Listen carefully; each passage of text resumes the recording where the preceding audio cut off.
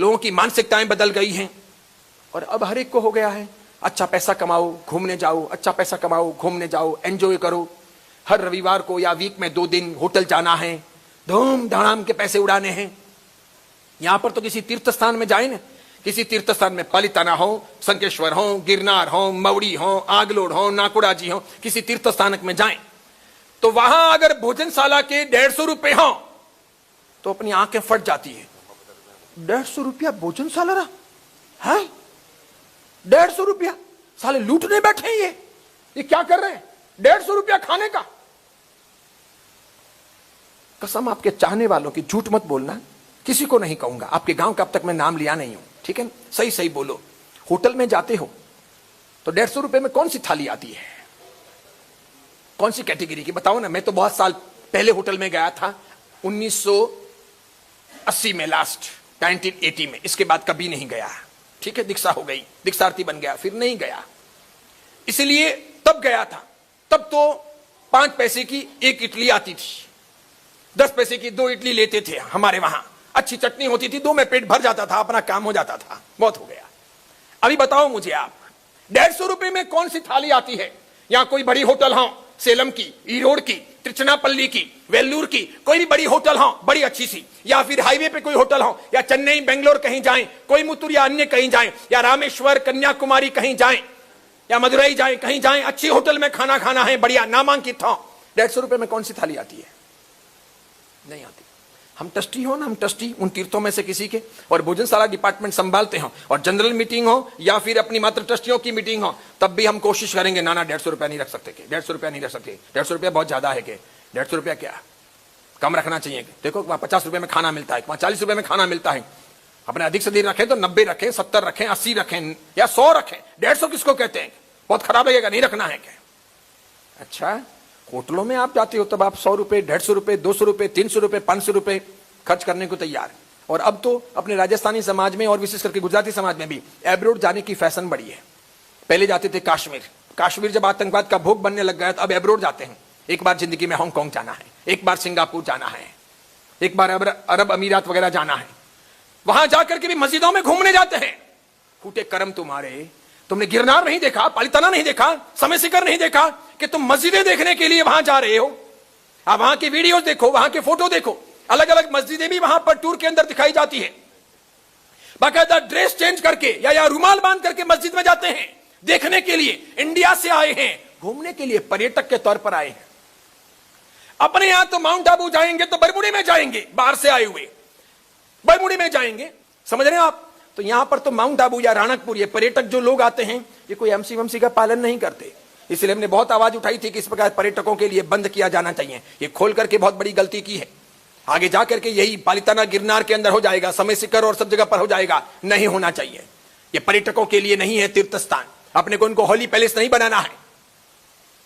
तो भी यंगस्टर नहीं समझते हुए तो कहते हैं वाह कांग्रेचुलेशन, पालिताना का नाम होली पैलेस में आ रहा है, जिन शासन देव की जय हो। मेरे को कर्म फूटे तुम्हारे, तुम बेवकूफ लोग हो, तुम्हारे में अक्ल ही नहीं है। तुम मुबारकबाद दे रहे हो, कांग्रेचुलेशन कह रहे हो होली पैलेस के लिए, क्या जरूरत है अपने को? वो अपनी पुण्य भूमि है। तो लोग यहां पर तो ऐसे आते हैं, वहां अपने जाके कपड़े बदलते हैं। यहां पर तो हम इन चीजों का रिस्ट्रिक्शन रख नहीं पाते, वहां पर हम बदलते हैं कपड़े। अब जो आदमी श्रद्धा भक्ति पूर्वक पालिताना गया, दादा की पूजा की, गिरनार गया, चढ़ करके यात्रा की, और ऐसे जाकर के वहां कौन सी क्वालिटी का पुण्य कमा रहे हैं? जब अरब अमीरात जाते हैं, हांगकांग, सिंगापुर जाते हैं, कपड़े बदल करके चर्च में या मस्जिदों में जाते हैं, क्या कमाते हैं? कौन सा सम्यक दर्शन वहां निर्मल हो रहा? क्या देख के आ रहे हैं? फॉरेन के लोगों ने, बाहर के लोगों ने जो यहां के स्थापत्य के बारे में, यहां की भक्ति के बारे में, यहां की निष्ठा के बारे में जो लिखा है, वो तो शायद विदेशों में भी देखने को ना मिले। ऐसी ऐसी चीजें लिखी है उन्होंने। उनको लगा है कि भारत में ऐसी जोरदार समृद्धि है, भारत इतना जोरदार पौराणिक और इतना विस्तृत रहा है, और अपने बाहर जाकर के इस प्रकार पैसे उड़ाते हैं। अब मुझे बताइए, एक बार ऑस्ट्रेलिया, न्यूजीलैंड या अफ्रीका के देशों के लिए या अमेरिका के देशों के लिए या ये हांगकांग, सिंगापुर वगैरह जाते हैं, 5 दिन, 7 दिन, 8 दिन, 11 दिन का टूर हो, कितने हजार में पूरा होता है? 1000 में पूरा होता है, 25,000, 50,000, लाख में पूरा नहीं होता, 2 लाख में पूरा नहीं होता, 3 लाख में पूरा नहीं होता। समझ रहे हो? एक एक व्यक्ति का। वहां तो ऑस्ट्रेलिया में तो पानी भी नहीं मिलता। कितने रुपए हैं, इतनी सी गिलास देते हैं, एक एक घूंट पियो। वहां पानी से अधिक लोग शराब पीते हैं, वो सस्ती है, पानी महंगा है, तो भी वहां घूमने जाते हैं, सिर फोड़ने, पैसे बर्बाद करने। और वो आदमी जब यहां आकर के पोजीशन में बैठता है और अपने कहते हैं कि भाई साधारण खाते के लिए तोटा है, अष्टमंगल के चढ़ावे बोले जा रहे हैं, बोलो भाई बोलो, रुपए बोलो, 9,999। माय का लाल 9,999 का वो 11,000 करने को यहां तैयार नहीं है। वो अभी ऑस्ट्रेलिया घूम के आया है। वहां कोई सपना जी नहीं थे, वहां भगवान का पालना नहीं था, वहां पालने में पधराने की बात नहीं थी, वहां साधारण खाते का कुछ भी नहीं था, तो भी तुमने इतने पैसे बर्बाद कर दिए। वहां पुण्य का अनुबंध नहीं था, लेकिन मेंटालिटी बदल गई।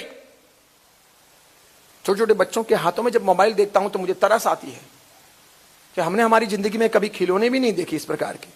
मेरी मम्मी तो कपड़े के तोता और मैना सब सीती थी और अंदर सब रुई वगैरह भर करके हमको खेलने के लिए खिलौने देती थी। आज तो छोटे बच्चों के खिलौने भी लाजवाब हैं, कैसे जोर जोर महंगे महंगे, 1,000, 1,500, 2,000, 3,000 और मोबाइल, बाप रे बाप। जब छोटे बच्चों के पास में आईफोन देखता हूं तो मुझे तो चक्कर आ जाते हैं। रियल में विचार करो आप, कितना हम पैसा और कितना पुण्य बर्बाद कर रहे हैं, क्या हम सोच रहे हैं। तो जैनिज्म के बारे में, इस सब चीजों के बारे में, इन सब चीजों के परिप्रेक्ष्य में जैनिज्म के बारे में हमारे पास में क्या ख्याल है, क्या सोच है कि हम क्या जिलाएंगे। संख्या हमारी निरंतर कम होती जा रही, एकता हमारी बची नहीं है, आपसी मनमुटाव बहुत है, बहुत है, खूब है।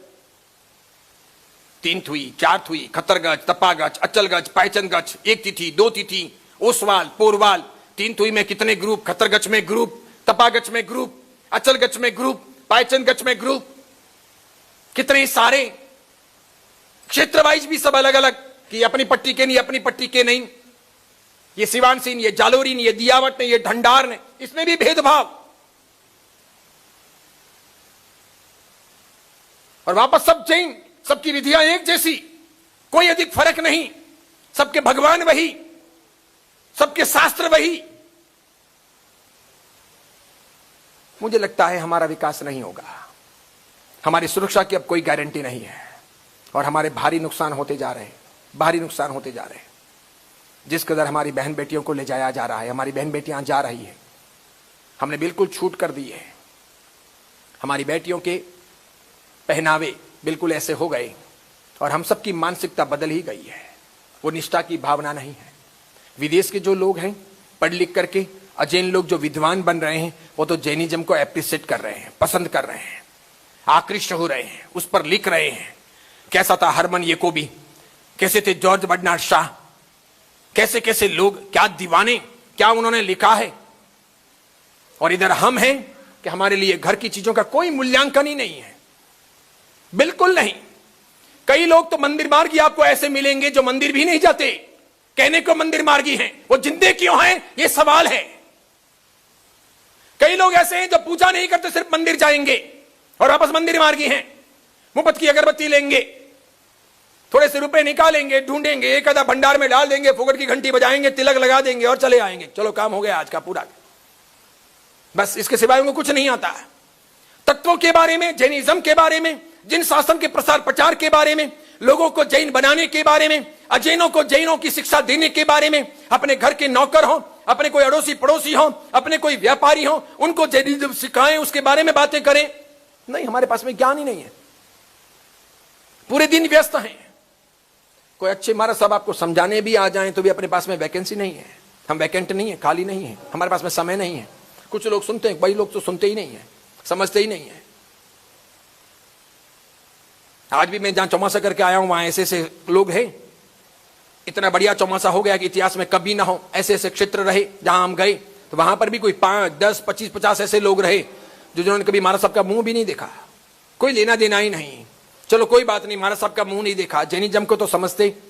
जब वे लोग इस्लाम को समझ रहे हैं, ईसाइयत को समझ रहे हैं, सिखिज्म को समझ रहे हैं, हिंदुज्म को समझ रहे हैं, बौद्धिज्म को समझ रहे हैं, तो अपना क्या होगा, यहूदी अपना मजबूत कर रहे हैं, ये संविधान वाले अपना कर रहे हैं, ब्रह्मा कुमारीज वाले अपना कर रहे हैं, श्री श्री रविशंकर वाले अपना कर रहे हैं, सदगुरु वाले ने कल तक कुछ भी नहीं था, छोटा सा यहां तमिलनाडु के अंदर कोयमतूर के अंदर नन्ना सा साम्राज्य अपना खुद का ईशा फाउंडेशन बनाया और दुनिया को हिलाने के लिए नरेंद्र मोदी को ले आए आश्रम के उद्घाटन के लिए।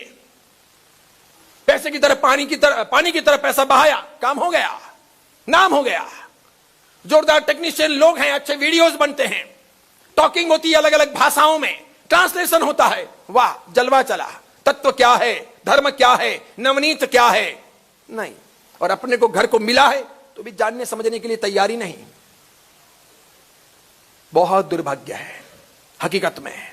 इस प्रकार शासन बचेगा नहीं, इस प्रकार धर्म नहीं बचेगा। वो एक साधु, एक साध्वी, एक श्रावक, एक श्राविका की बातें हैं, वो तो अंतिम किनारे पर है, 18,500 साल के बाद में है। उसके पहले का क्या होगा? मेरी नजरें तो ये देख रही है आने वाले 50 साल के बाद में असह्य वातावरण बन जाएगा। मैंने इसके 25 साल पहले जो देखा था वो सब सही सिद्ध हो रहा है। मुझे बहुत दूर तक दिखाई दे रहा है, मैं सब चीजें फील कर रहा हूं, एहसास कर रहा हूं। मुझे बहुत जल्दी मालूम पड़ रहा है सब। किसी को मालूम पड़े कि नहीं पड़े, मैं फरिश्ता नहीं हूं, मुझे कोई ज्ञान नहीं हुआ है, लेकिन मति और शुद्ध के आधार पर मुझे काफी चीजें मालूम पड़ रही है कब ऐसा होगा, और होना शुरू हो गया। मुझे वर्षों पहले लग गया था कि ये पश्चिम बंगाल, ये केरला अपने हाथों से बिल्कुल चले जाएंगे। आज ये हालत है कि पश्चिम बंगाल में, जहां केरला में हजारों की संख्या में जैन रहते थे, आज इन्हें गिने चुने हैं। हमारे व्यापार भी वहां पर डूब रहे हैं। पश्चिम बंगाल में भी ये नौबत बन रही है। भाग भाग करके सबको आना पड़ेगा, आ रहे हैं। आसाम में नहीं बचा, उड़ीसा में नहीं बचा, पश्चिम बंगाल में नहीं, सब जगह से खाली होता जा रहा है। कुछ समय के बाद में राजस्थान भी हमारे जाने जैसा नहीं बचेगा। इतनी बड़ी मात्रा में दूसरों के बहुमत हो जाएंगे, हम अल्पमत में हो जाएंगे, डरेंगे जाएंगे तो गली में 2-4 जने रह भी नहीं पाएंगे, सुनसान लगेंगे हमारे मंदिर और हमारी हवेलियां। ऐसी नौबत है आज भी। अगर इक्के दुक्के चले गए हो तो रात को डर आती है, जैसे सुनसान होता है। ऐसी वातावरण में बहन बेटियों को तुम रख ही नहीं सकते।